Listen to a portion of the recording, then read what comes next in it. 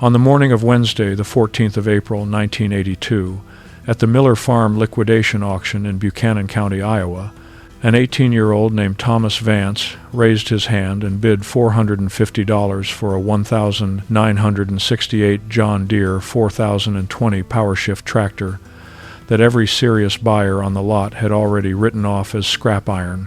The air was still biting cold, the ground hardened by a late spring frost, and the lineup of machinery stretched down the gravel driveway like a procession of rusted casualties from the ongoing agricultural depression. When Thomas made his bid, a low, dismissive murmur rippled through the crowd of 80 or so men standing shoulder to shoulder in their heavy canvas work coats. These were men who had farmed through the absolute best and the catastrophic worst years of the American Midwest. They knew the sound of a healthy diesel engine, and more importantly, they knew exactly what a broken Powershift transmission meant in 1982. They weren't laughing out of malice or cruelty. They were reacting precisely the way experienced operators react when they watch someone with empty pockets voluntarily buy a $4,000 repair bill on a machine that refuses to move forward. But their reaction, and the collective silence that followed it, relied on a fundamental assumption about what was actually broken inside that heavy cast-iron transmission housing. They were reasoning from the symptoms outward. Thomas was reasoning from the mechanics inward. To understand why the crowd dismissed the machine, you have to understand the specific economic brutality of 1982. The farm crisis had already begun to choke the life out of rural Iowa. Interest rates were hovering near 18%, equipment values were plummeting daily, and bank foreclosures were no longer whispered about, they were printed weekly in the county paper. The men standing at the Miller farm that morning were not there to take gambles on restoration projects. They were hardened operators, aggressive local implement dealers, and salvage yard owners calculating the melt value of cast iron. They had all looked at the 4020 during the 8 a.m. equipment preview. When the auction staff started the tractor, it fired up smoothly, but it wouldn't shift properly. Park felt suspiciously like third gear. It wouldn't hold reverse at all, and the forward gears slipped under the slightest load. To anyone with 100 hours in a tractor seat, these were the textbook, undeniable symptoms of burned-out clutch packs and a catastrophic failure of the planetary gear assembly inside the transmission. The head mechanic from the local John Deere dealership had listened to it run for 30 seconds, kicked the front tire, and walked away without writing a single note on his clipboard. That gesture was all the confirmation the yard needed. The machine was declared dead by the only authorities who mattered. If you've ever stood silently beside an object in a crowded room while everyone else got its value wrong, or if you've been the one standing on the edge of that auction lot, this story is for you. Walton's Iron is where these records are kept. Subscribe and stay with us, because sometimes the greatest advantage is simply asking the question no one else is asking. Now, let me tell you what Thomas Vance actually knew. Thomas was not a farmer.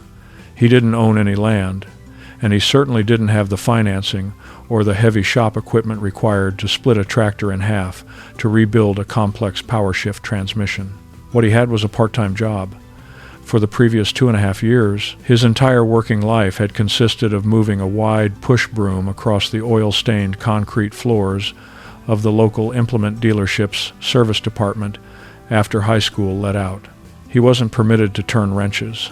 He wasn't allowed to diagnose machines. But he was allowed to sweep quietly, he was allowed to watch, and crucially, he was allowed to read the discarded factory service bulletins that the senior mechanics tossed onto the break room tables. Thomas didn't have the heavy burden of 30 years of farming experience telling him what a problem should be. He only had the quiet, meticulous, unrelenting habit of observing exactly how things were put together. During his hundreds of hours sweeping the bays, he had noticed a specific repeating pattern when the senior mechanics rolled in older 4020 models whose owners were complaining of sudden, catastrophic transmission failure. It didn't happen every single time, but it happened often enough that Thomas had unconsciously memorized the exact sequence of steps the lead mechanic took before making the expensive decision to split the tractor. The older farmers in the auction yard relied on the sound of the engine and the rough feel of the gear slip. Thomas relied on the architecture of the valve block. So, what exactly did an 18-year-old shop sweep look for that a field of seasoned veterans completely bypassed? The John Deere 4020 Powershift was considered an engineering marvel when it first debuted, allowing operators to make seamless shifts under heavy loads without ever touching a clutch pedal. But that seamless system didn't operate on magic. It relied on a highly complex network of hydraulic valves to engage specific clutch packs internally. During the 8 a.m. morning preview, while the crowd of buyers was listening to the engine stutter and slipping gears, Thomas had stepped away from the group. He walked to the left side of the tractor and knelt down on the damp, freezing gravel, ostensibly to tie the laces of his boot. While down there, hidden from the view of the experts, he reached his bare hand up behind the lower left metal dash panel, following the PTO linkage down into the dark, greasy cavity until his fingers touched the backside of the hydraulic control valve. His hand searched blindly for 3 seconds before finding exactly what he had been hoping for, a specific half-inch retaining nut that held a short metal actuator arm firmly against the flat sides of the valve shaft. The nut was backed off by less than 1/4 of an inch. The metal arm was loose. When the auction staff moved the shift lever above, the long linkage simply pivoted loosely on the shaft instead of turning the valve to direct the intense hydraulic pressure. The transmission wasn't slipping because the heavy internal clutch packs were destroyed. It was slipping because the tiny valve telling those packs to engage was never fully opening. The experts had listened to the engine, felt the rough hesitation in the chassis, and confidently diagnosed a $5,000 mechanical heart failure. Thomas had touched a loose 48-cent piece of external linkage. Thomas didn't have a single wrench in his pockets that morning. He didn't need one. He reached his bare hand further back into the greasy cavity behind the dash panel and used his thumb and forefinger to thread the retaining nut forward along the rusted shaft, pinching it as tight as he physically could against the flat metal of the linkage arm. It was by no means a permanent mechanical fix. It would absolutely require a proper half-inch wrench and a new lock washer before the tractor could be put to work in a field. But human finger strength provided just enough friction to hold the linkage together for one afternoon. The John Deere 4020 was not just another piece of farm equipment. It was the machine that had practically built the modern agricultural Midwest. It produced 95 horsepower at the drawbar and carried a legendary reputation for a massive diesel engine block that could routinely outlast the men who drove it. In perfect working condition, even in the severely depressed, cash-starved machinery market of 1,982, a Powershift 4020 was worth somewhere north of $12,000. The scrapyard owners circling the Miller lot were looking at the machine and calculating the pure weight of the cast iron, figuring they could part out the engine block and melt the rest for pennies on the pound. The experienced farmers were looking at the machine and calculating the completely impossible $4,000 cost of a catastrophic transmission rebuild. Thomas Vance was calculating the friction of a single steel thread. At 1:30 in the afternoon, the auctioneer's flatbed truck finally pulled up alongside the green tractor. The auctioneer didn't even bother to read the technical specification sheet handed to him by his clerk. He asked for an opening bid of $1,000, got absolutely nothing but the sound of the cold wind, and immediately dropped the ask straight down to scrap iron value to keep the sale moving. "Give me $500 for the iron." Silence. $400. Thomas Vance raised his hand. $450. A few men in the crowd audibly chuckled. The auctioneer slammed his wooden gavel down on the podium before anyone else could even think to speak, eager to move on to the working planters further down the line. Sold. $450 to the boy in the denim jacket. Thomas didn't wait. He walked straight to the clerk's trailer, paid his cash, took his receipt, walked back to the 4020, and climbed up into the heavy steel seat. The crowd of 80 men was already turning their backs, moving toward the next lot, when the heavy diesel engine roared to life with a violent puff of thick black smoke.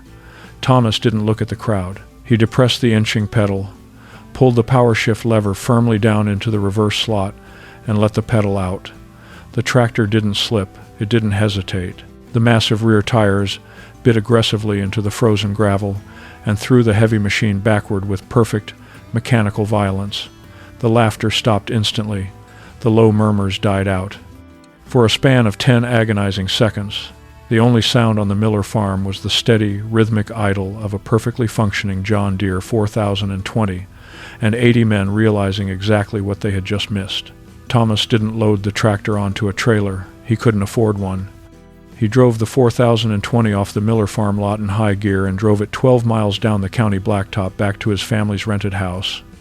3 weeks later, after replacing all the fluids and installing a proper lock washer, he sold the machine to an expanding farmer in the neighboring county for $9,500 in a private sale.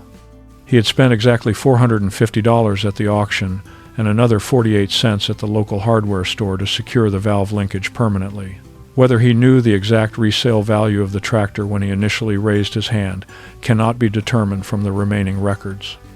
What is known, and what is thoroughly documented in the county deed index, is that $9,000 in 1982 was just enough cash to secure a hard down payment on 160 acres of prime, river bottom farm ground that had been foreclosed on by the bank. The experts at the auction hadn't lost out because they were foolish, and they certainly hadn't lost out because they were inexperienced. They lost out because they trusted their experience so completely that they actually stopped looking closely at the machine. They allowed the overwhelming economic atmosphere of the farm crisis and their own immediate assumptions to do the work of their eyes. That original 160 acres of bottomland became the foundation of the Vance family farms, an operation that has survived every economic downturn since and spans nearly 3,000 acres today. Thomas Vance doesn't sweep concrete floors anymore, but if you were to walk into the main equipment barn on his property right now, you wouldn't find a fleet of brand new machines financed under warranty. You would find rows of older, meticulously maintained heavy iron. The 1968 John Deere 4020 from the Miller auction is not among them. It served its purpose and was traded away to buy the very dirt it was meant to work. But the principle it proved, that freezing morning remains the absolute governing law of the entire Vance operation. The property records held by the Buchanan County assessor show that the original parcel of land purchased with the profits of that single hand-tightened nut has never been mortgaged, never been subdivided, and never been sold. It is held free and clear. It produces thousands of bushels of corn and soybeans year after year, entirely unbothered by the fact that the wealthy men who could have easily bought it all laughed at a teenager on a gravel lot 4 decades ago. The most reliable advantage a person can carry into a crowded room is not massive capital, and it is rarely the loudest voice. It is simply the willingness to examine the exact mechanics of a problem that everyone else has already agreed is unsolvable. The world is full of discarded value, waiting for someone with the patience to look past the rust and find the single thread that holds it all together. Every story doesn't make the record.